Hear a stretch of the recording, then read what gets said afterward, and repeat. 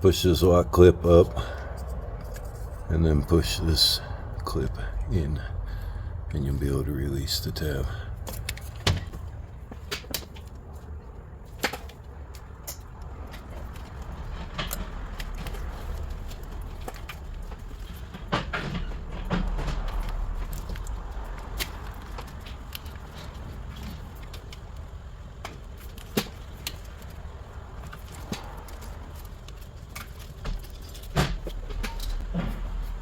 That back one's pretty hard to get because of the wiring harness back there, but you can loosen up the wiring harness and get it. So all 4 fuel injectors should be disconnected now.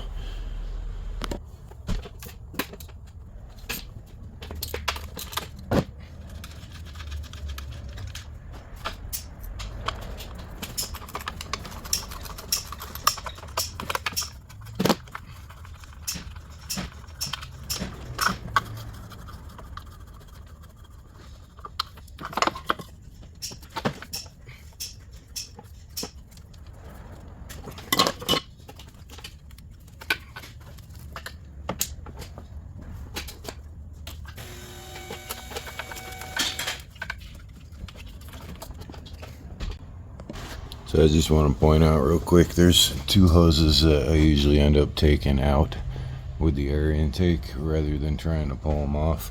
This is one of them. The connector on this hose, you won't be able to get that out. Even when you disconnect the other end, you won't have enough room to be able to twist it to get that pulled up. But what I do is disconnect it at the other end and I'll pull that with the air intake. And same goes with the brake booster hose. I'll disconnect it here and I'll pull it with the intake.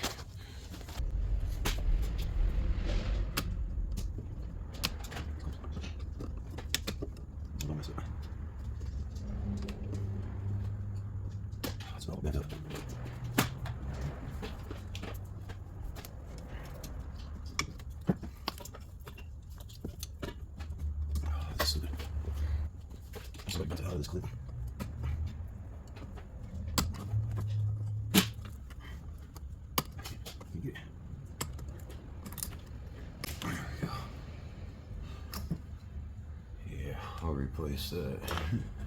So this is one of the hoses we'll take out with the air intake, and then the other is this plastic hose here. It's got a little clip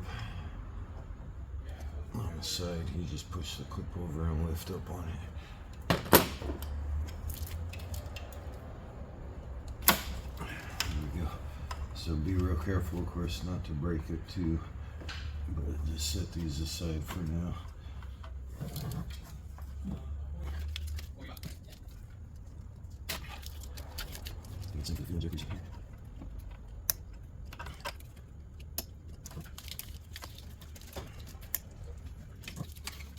Just unclip all these wires that go along here. Just be careful not to break the tabs. Basically, this wire runs free.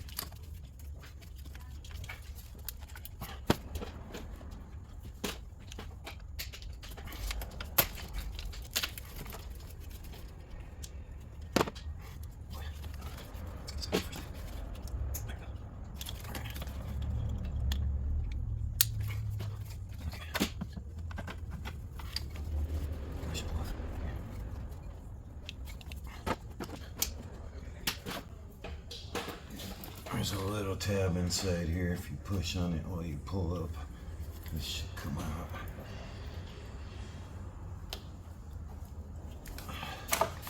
There you go. Just set that aside.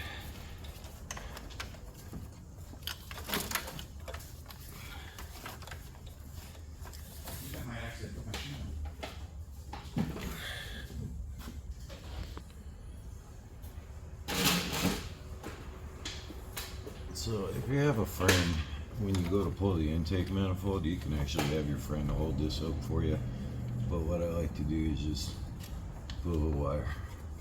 I'll just kind of go off of the wiper up here. And then that'll just hang up like that.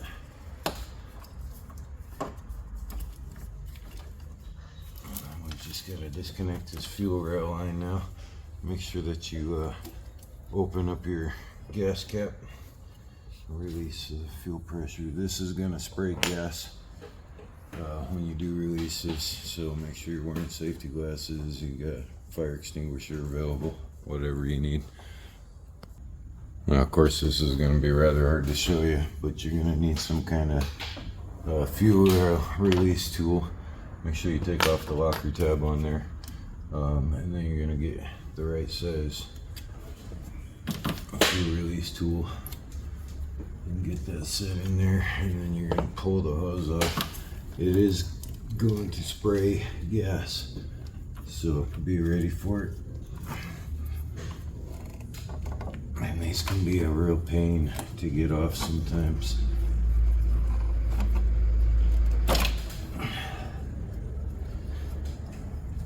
Thankfully mine's been sitting all night, so it hasn't built up much pressure, but you can't see it back there, but it's leaking gas out. Normally under pressure it would spray it too, so you just want to make sure that you got, you know, a rag around, fire extinguisher around if you need it. Always wearing safety glasses when you're doing that kind of stuff. Alright, that pretty much clears anything out of the way to pull this out. There's a couple things you want to pay attention to, of course. One is that plastic hose here that I told you about. The other, you want to get this brake booster line up and over this wiring harness here, so when you go to pull it out, it doesn't get stuck on it. So just drag it through this wiring harness right here, and then make sure that in the back the wiring harness is actually over it, so when you go to pull the intake out, that's not going to get stuck on anything. See? So now we've got that, and then we've got to worry about this plastic hose when we come and pull this out. But other than that, everything should be cleared out. We can remove the bolts now and pull that out. Alright, so pulling the bolts on the intake, you're going to want a few various extensions. I like to use a 1/4 inch drive for this, 8mm deep socket, a couple extensions, and then I keep a swivel nearby. The back ones are going to be the hardest ones to get, but when you're pulling it out, especially if you're reusing the intake, you want to make sure you start in the middle, alternating sides as you go along. You always want to crisscross so everything comes up flat, and then when you put it back in, it's going to be the same thing. You want to crisscross everything, that way you don't run a risk of warping anything. But this is kind of a lengthy process, so I'll probably just speed up through this, but you get the idea. You're going to want a couple various, you know, extensions and stuff. This can get kind of frustrating trying to get all these. Just take your time, be careful. you'll see me crawl up in here for sure.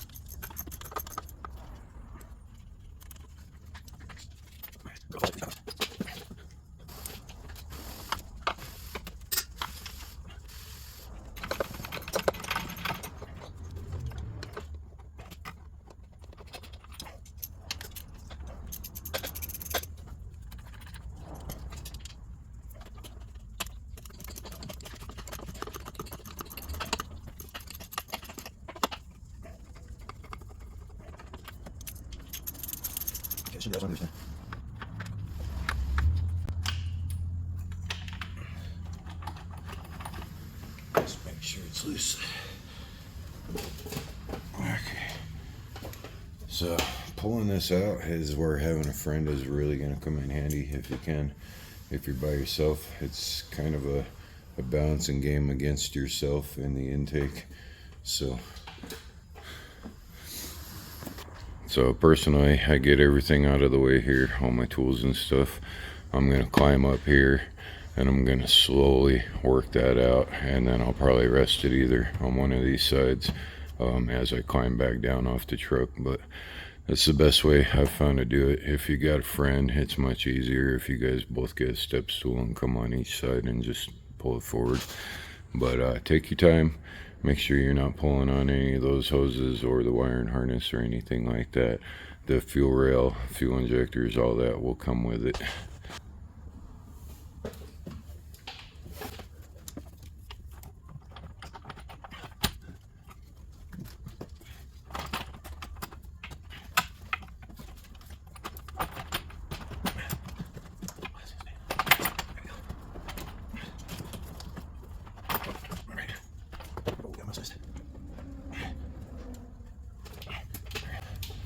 I'll show you in a second here. We got a mouse nest under here.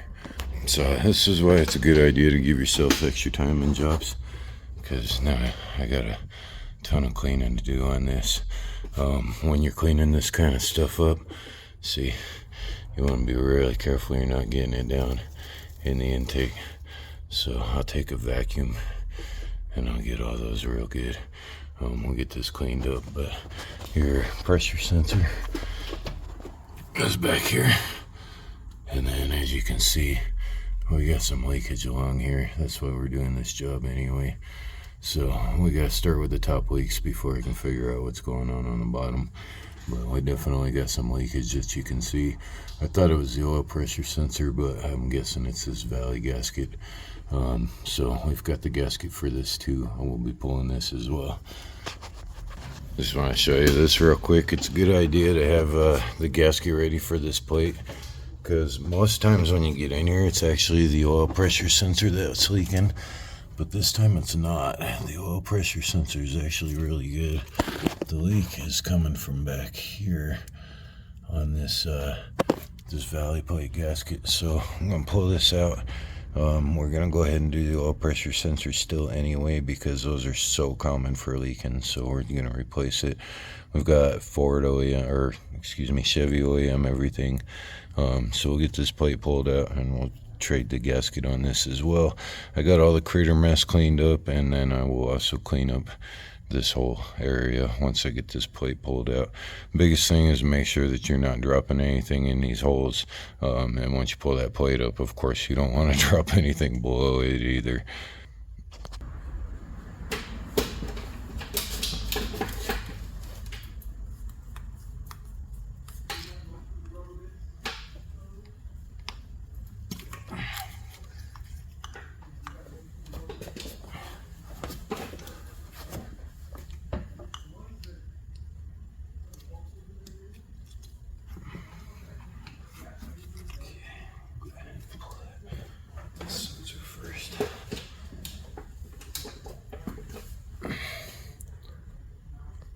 So if you don't have the special tool for the sensor, the oil pressure sensor, you can use a 27mm deep socket, but you want to make sure that it is absolutely deep enough and wide enough to avoid the plastic connector.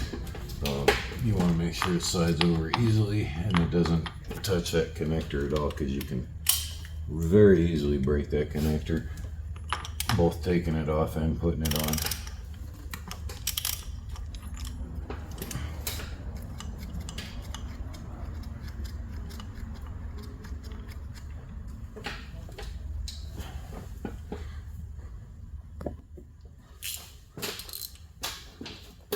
Same thing with the plate, crisscross. Start in the middle, crisscross.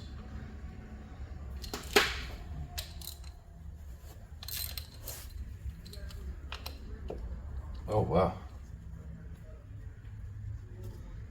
Well, I guess I see why this is leaking.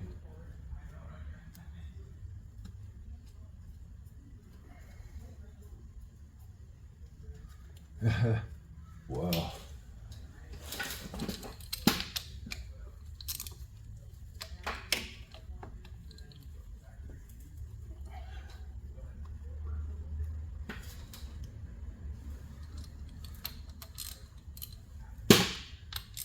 These are extremely loose.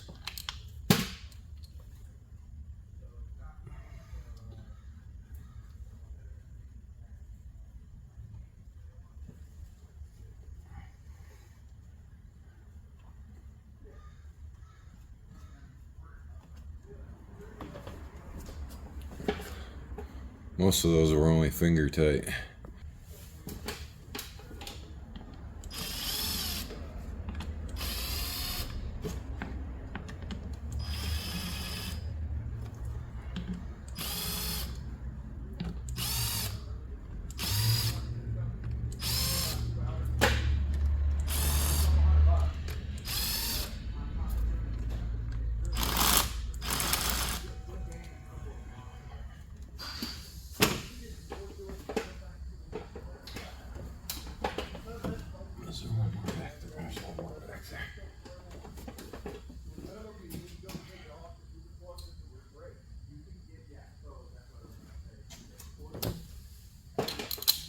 I missed one. That's not even tight either.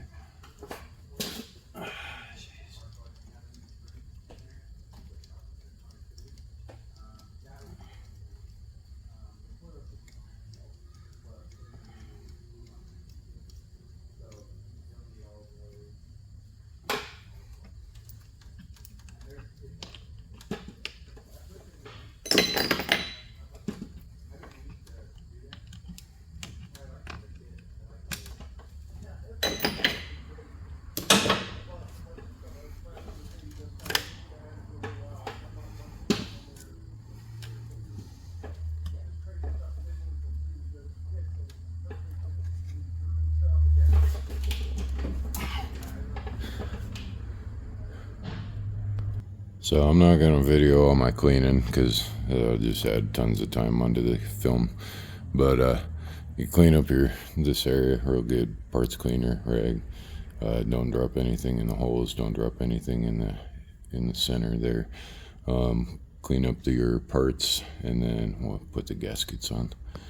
Don't expect to get it picture perfect. You can see there's still a lot of grime along the tops and stuff, but the main thing is to get where the gaskets sit. All of that, get it really clean, like you can see I've done. That way the gaskets have a nice clean dry surface to sit on. I'm gonna go ahead and show you guys the part numbers. I have a lot of cleaning to do, so I probably won't show me resetting the gaskets. We'll just go right into putting it in the engine. But it's basic stuff, you know. You just take the old gasket off and put the new gasket on. But for the intake manifold, and these are original Chevy OEM parts. This is the intake manifold. This is the, I don't know what it's called. I believe it's called a valley plate. That's all I know it as. And this is a gasket for it. I will show you how to put the gasket on that one though, because that one as you can see, the new one, there's a couple on the older one that you're gonna have to clip a couple spots, so I'll show you that. But here's the oil pressure sensor. Now they gave him two options on this because they weren't sure if he had the rounded one or if there's one that's squared off, but this one's a rounded one, so I'll give you this part number.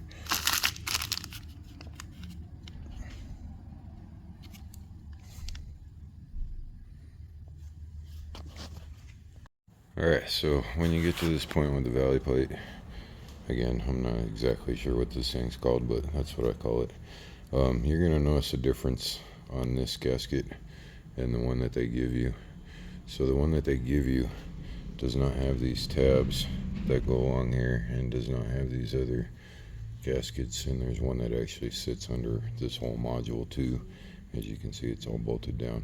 So what you want to do is go around with a pair of dikes, excuse me, sorry, that's what I've called them all my life, snippers, we'll call them snippers.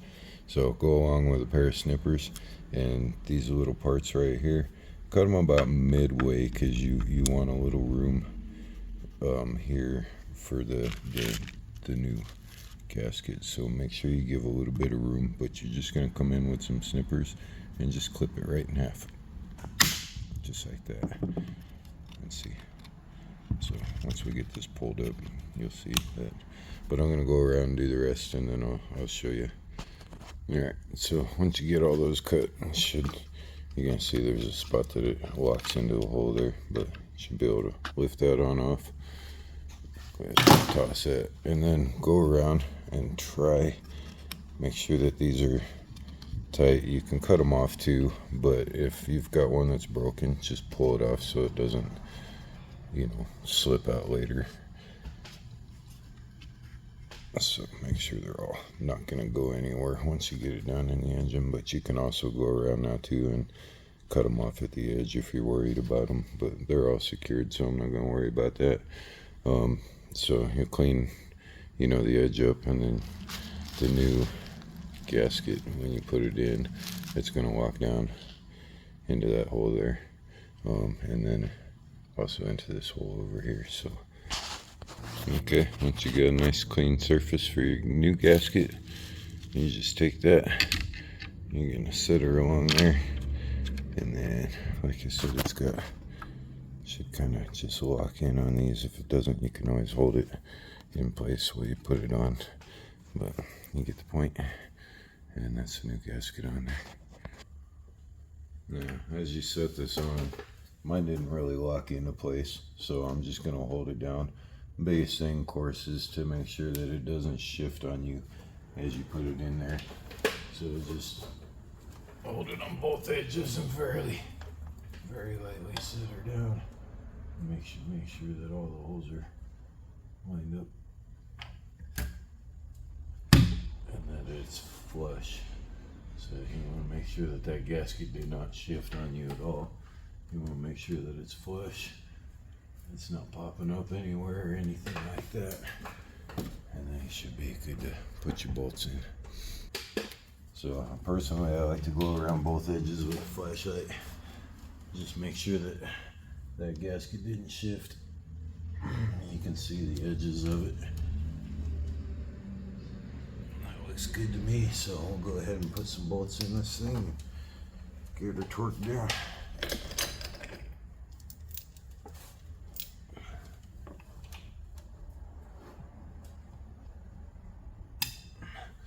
Some of these have little plastic sleeves because they'll pull out of the hole. The plastic sleeves are supposed to stay in there, so make sure that if you have one stuck on a bolt, you're putting it in a hole that doesn't have one. Like I've got a couple that are missing. So I'm just gonna randomly put these in for now until I get, like there's one there, one there.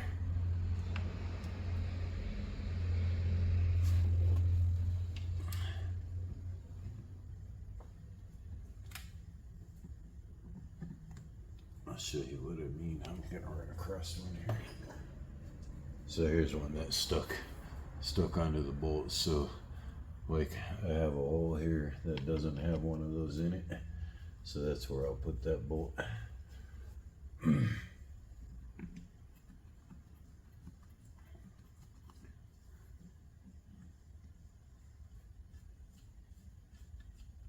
Okay, and then just go around and finger tighten them all crisscross.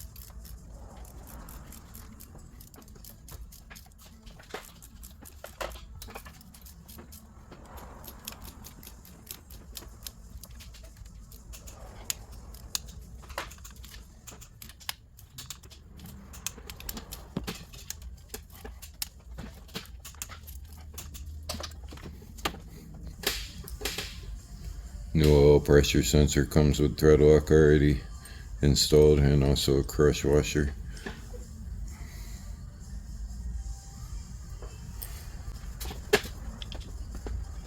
I'm gonna be very careful with the plastic cap.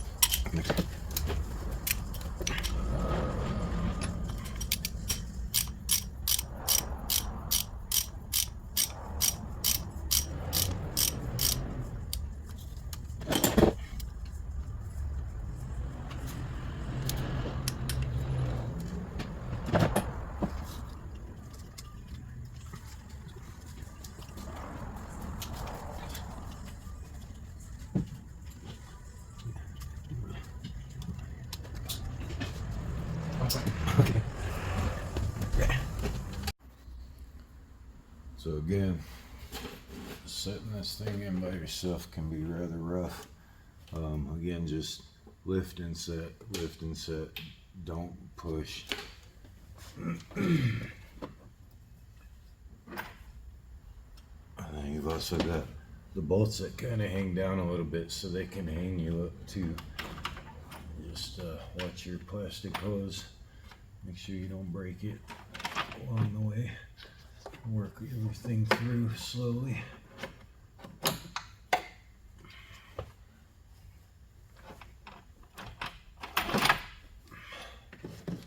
And I'll step on the battery tray over here, put my knee where the alternator goes, and that gives me a little bit of more leverage. And lift and set. Don't shove, lift and set, lift and set. Sometimes you just kind of gotta climb in here. A friend definitely makes a big difference if you have a friend.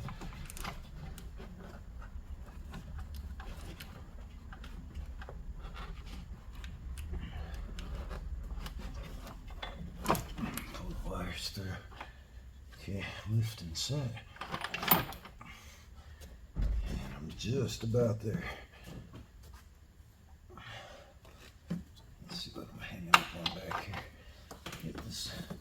Plastic hose, don't forget about that guy. That's what's caught up. Just be careful not to break it. That's okay. Almost there. And one more lift and set. And that should be real close to where I need to be.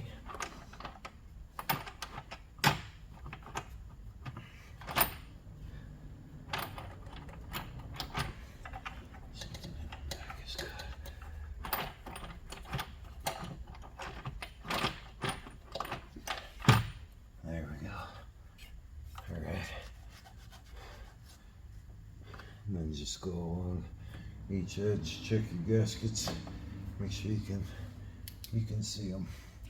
Make sure they're all set properly. Make sure your wires are through.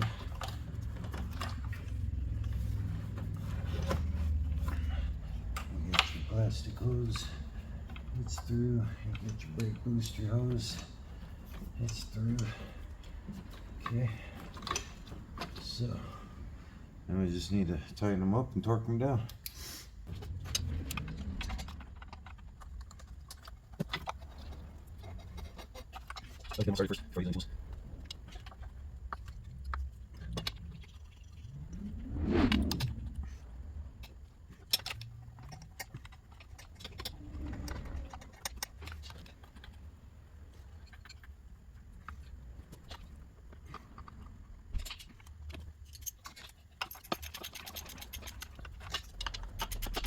Easy practice, so look around it. Just kind of think about it, where you're not.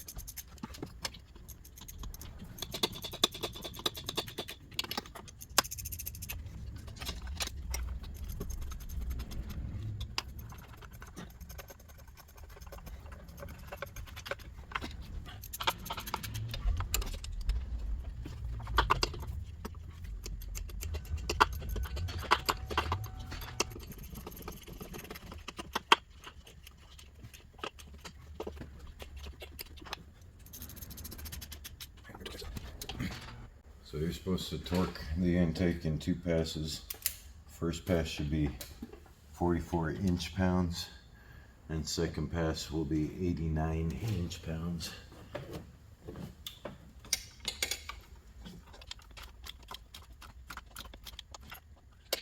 Just give it a 40 pounds is not much. It can be fairly close to it.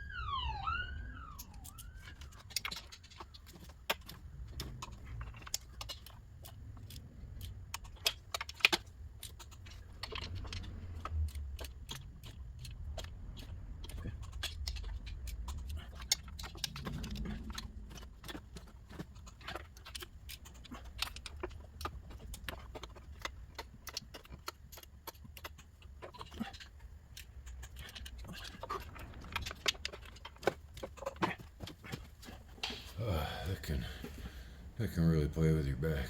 I got back issues too, so if you do, just take your time, stretch if you need to. Basically now all we gotta do is get all these wires and connectors hooked back up now.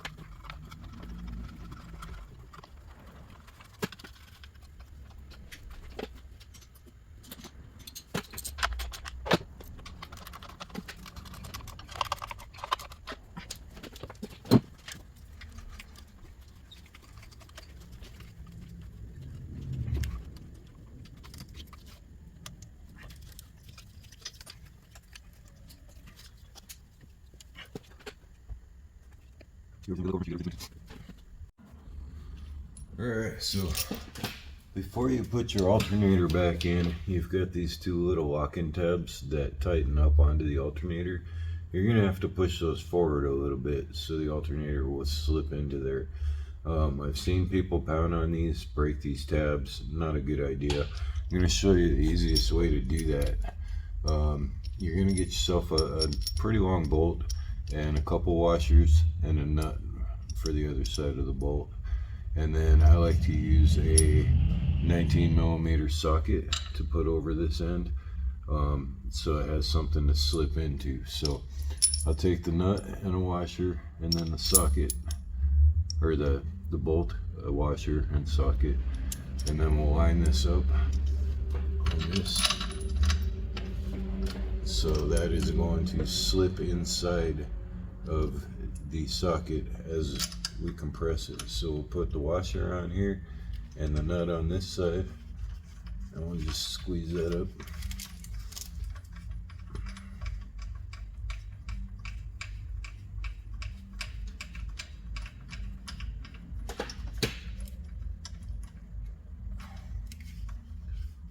And then, like I said, just make sure that you're lined up so you got that, so it'll slip into that socket. So you take two, whatever size bolt you have, you're going to want 2 wrenches, bolt and nut. One side you're just going to hold, and the other side you're going to tighten up on. And what that's going to do is push that little sleeve through. You don't need to take it all the way. You can take it probably just a couple turns will do it.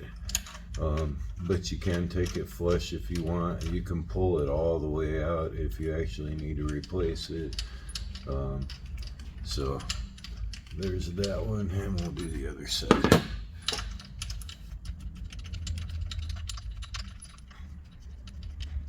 As you can see, well, you might not be able to see, but I pulled it out probably about 1/4 of an inch. This is a little hard because of the tensioner right here. Sometimes it gets in the way.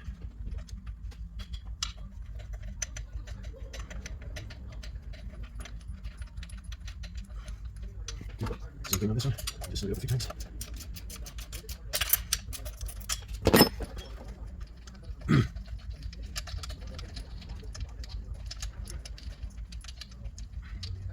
That'll do it.